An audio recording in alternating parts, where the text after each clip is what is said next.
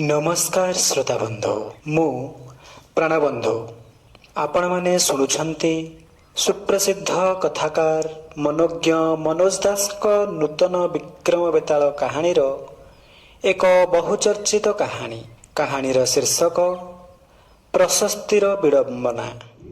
आकाशव्यापी घोर कला मेघ मृदु मृदु बारिपात समेत घन घन शुभुए वज्रपात ध्वनि। बिजुली आलुअरे झलसी उठुए से निर्जन श्मशान। बुदामाल भितरु शुणा जाउथाए श्वान स्वापदंक रड़ी। तुहाकु तुहा शीतल पवन जेकोसी मनिषर अस्थिमज्जा थराई देव। किंतु से दुर्योगमय परिस्थिति प्रति भ्रुक्षेप न करी राजा विक्रम वृक्षारोहण करी वृक्ष डालरू मृतदेहटिकु उत्तारी आनिले।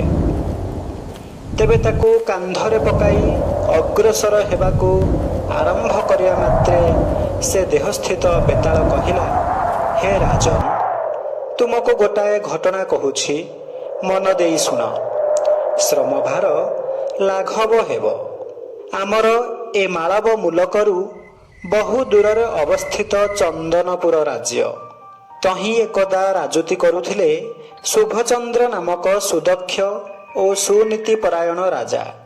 प्रजाएं किपरि सुखरे रहिबे ताहा ही थिला तांकर एकमात्र चिंता। राजकोषर समस्त अर्थ जेपरि विभिन्न प्रजामंगल योजन व्यय हेबो से दिगरे से थिले सर्वदा तत्पर। तांको शासन को लोके रामराज्य सह तुलना करुथिले। से मध्य मध्य राज्य सीमांतर अरण्य भितरे आश्रम रहिथिबा जोगी तपदेवंकु जाई भेटुथिले। यथार्थ राज्य शासन निमंते तांको उपदेश ग्रहण करुथिले। तपदेव तपस्वी हेबा संगे संगे अत्यंत करुणावंत व्यक्ति थिले। तेबे से आश्रमर प्रतिष्ठाता तपदेवंक गुरु यज्ञदेव थिले असाधारण सिद्ध जोगी। शुणा जाए से मृतप्राय व्यक्ति को अविलंबे चंचल करि पारुथिले। आश्रमरे से एक सुंदर फलफुल उद्यान उपजाइथिले। परिणत बयसरे राजा शुभचंद्रंक परलोक हुअन्ते तांको सुपुत्र चंद्रप्रकाश सिंहासन आरोहण कले। राज्यर हित निमंते पिता जेउ समस्त नीति निर्धारण करिथिले नूतन राजा चंद्रप्रकाश से सबु अनुसरण करिबारे त्रुटि कले नाही। लोके तांको मध्य धन्य धन्य कहिले। राजांको मंत्रिमंडल रे 5 जन सदस्य थांती। थरे जने सदस्यंक मृत्यु हुअन्ते तांको आसन रे आउ काहाको बसाइबा दरकार हेला। तरुण राजा चंद्रप्रकाश पितांको मृत्यु परे केबे जोगी तपदेवंको भेटिबाकू जाई नथिले। से भाबिले राज्यव्यापी जनपद मानंकरे तपदेवंकर बहु शिष्य भक्त और अनुरक्त अछंती। मंत्री पद सकाशे से हुए तो जने उपयुक्त व्यक्तिर संधान दे पारिबे। तेणु से जाई आश्रम रे पहुंचिले। तपदेवंक समीपकू परलोकगत राजा शुभचंद्र एकाकी जाउथिले। देहरक्षी माने किछि दूर रे अपेक्षा करुथिले। चंद्र प्रकाश मध्य ताहा ही कले। तेबे से जाई पहुंचिबा बेलकू तपदेव दूरांतरे अवस्थित तांकर जने गुरु भाई को साक्षात करबा निमंते जाइथिले। साथीरे जाइथिले तांको पटशिष्य श्रीधर। तेबे तरुण राजांको संबर्धना जणाइले आश्रम परिचालन रे प्रमुख भूमिका तुलाउथबा युवक मणिशंकर। से खूब कुशली और सौजन्य परायण थिले। राजांको संखोलिबा कम गौरवर कथा नुहे। मणिशंकर उल्लसित होई राजांकर प्रशंसा गान कले ओ तांकू आश्रम बगीचारे उत्पन्न नानादी फलमूल खाइबाकू देले। फलतक खाऊ खाऊ तरुण राजा मंतव्य देले, फल एडे सुस्वादु होई पारे बोली मु जानि नथिली। राजन, एहा आपणक गुणरू ही संभव होईछि। आपणक महत्व, सुशासन, आदर्श इत्यादि राज्यर वातावरण रे माधुर्य भरी देइछि। एसबु फलर मधुर स्वाद ताहारी प्रतिफलन। कृतकृत्य भावरे कहिले ମଣିଶଙ୍କର। ରାଜାଙ୍କ ମୁହଁରେ ଆନନ୍ଦ ପ୍ରକଟିତ ହେଲା।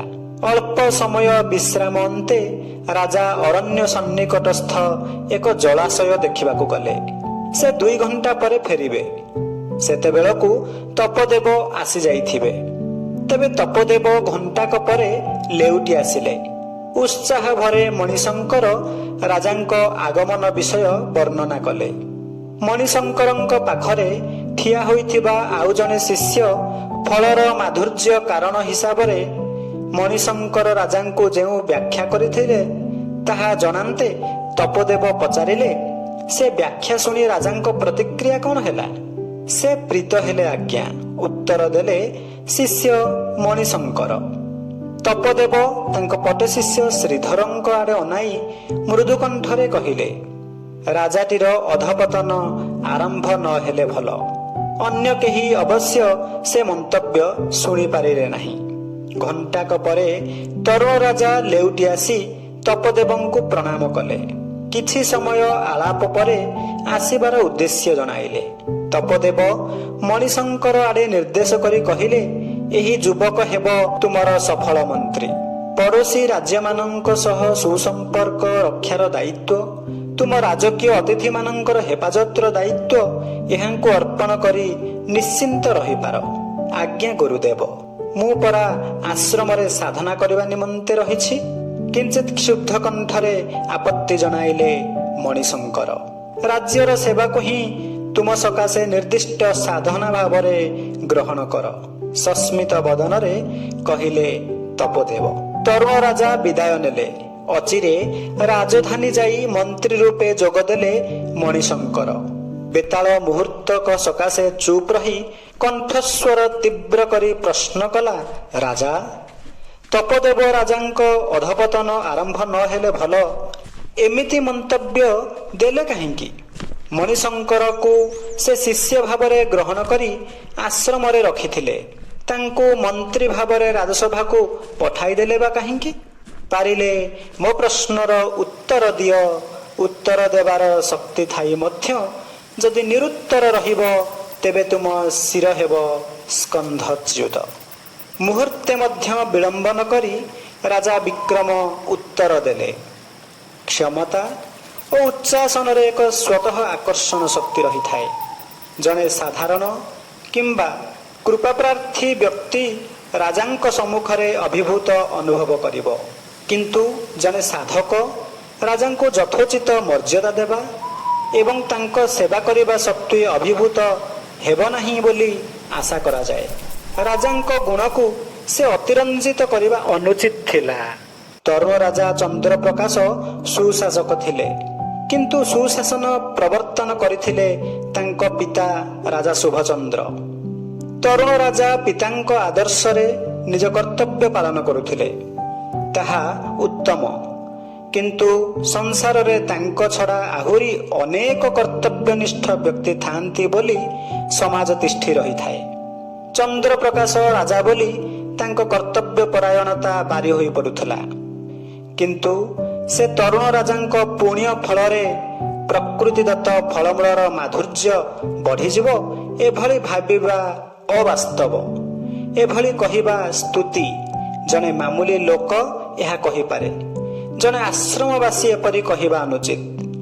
ଅବଶ୍ୟ ମଣିଶଙ୍କର ମିଥ୍ୟା କହିବାକୁ ସ୍ଥିର କରି ଏପରି କହିନାହିଁ, ହଠାତ୍ ଉଚ୍ଛ୍ୱସିତ ହୋଇ କହିଛି। କିନ୍ତୁ ତାହା ଯେ ସେ ଯୁବକର ବାକ୍ ସଂଯମର ଅଭାବ ଏଥିରେ ସନ୍ଦେହ ନାହିଁ। କିନ୍ତୁ ଗୁରୁ ଜାଣୁଥିଲେ ସେ ଯୁବକ କୁଶଳୀ, ବାକ୍ପଟୁ ଏବଂ ସାମାଜିକ ଗୁଣର ଅଧିକାରୀ। ସର୍ବୋପରି ସେ ଆଧ୍ୟାତ୍ମିକତାରେ ବିଶ୍ୱାସୀ।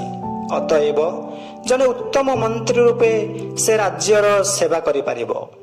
ତାର ମଧ୍ୟ ସେଭଳି ସାମାଜିକ ଉଚ୍ଚାଭିଳାଷ ଥିଲା ବୋଲି ସେ ବିଶେଷ ଆପତ୍ତି କଲା ନାହିଁ। ତପୋଦେବଙ୍କ ମୃଦୁ ମନ୍ତବ୍ୟର କାରଣ ନିଜ ସ୍ତୁତିଗାନ ଶୁଣିବା ନିମନ୍ତେ ତରୁଣ ରାଜାଙ୍କର ମହାଶକ୍ତି ରହିଛି। ସେ ତ ପୁଣି ନିଜ ଉଦ୍ୟାନରେ ଉତ୍ପାଦିତ ଉତ୍କୃଷ୍ଟ ଫଳମୂଳ ଭକ୍ଷଣ କରୁଥିବେ। ଯଦି ସେସବୁ ଆହାର ଆଶ୍ରମର ଫଳମୂଳ ତୁଳନାରେ କମ୍ ମଧୁର, ତେବେ ତାଙ୍କ ମହତ୍ଵ ଯୋଗୁଁ ଆଶ୍ରମର ଫଳମୂଳ ଅଧିକ ମଧୁର ହେବ କେଉଁ ଯୁକ୍ତିରେ? ସେ ବୁଝିବା ଏବଂ କହିବା ଉଚିତ ଥିଲା ଯେ ଆଶ୍ରମର ଫଳମୂଳ ଯଦି କୌଣସି ରହସ୍ୟମୟ କାରଣରୁ ଅଧିକ ମଧୁର, ସେ କାରଣ ପୂର୍ବତନ ମହାନ ଗୁରୁ ଯଜ୍ଞଦେବଙ୍କର ତଥା ସ୍ୱୟଂ ତପଦେବଙ୍କ ମହତ୍ଵ ଓ ବିଭୂତିର ଶୁଭ ଫଳ।